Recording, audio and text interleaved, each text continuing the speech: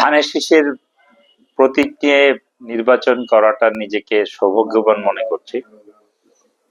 আসলে বাংলাদেশের যে কয়টা প্রতীক জনগণের আস্থার প্রতীক, এর ভিতরে ধানের শীষ অন্যতম।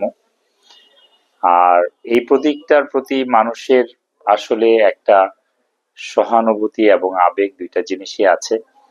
কারণ 17 বছর মানুষ, ধানের শীষ করা মানুষগুলো ধানের শীষে ভোট দিতে পারে নাই, ফলে এই আবেগটা মানুষের কাছে বিদ্যমান। আমরা যখনই ধানের শীষের প্রার্থী হিসাবে গ্রামে গঞ্জে বিভিন্ন মুরব্বীদের কাছে যাচ্ছি, তাদের কাছে আসলে ব্যাপক সাড়া পেয়েছি, তাদের আদর পেয়েছি, ভালোবাসা পেয়েছি, এবং আমার কাছে মনে হচ্ছে মানুষ ধানের শীষে ভোট দেওয়ার জন্য মুখিয়ে আছে।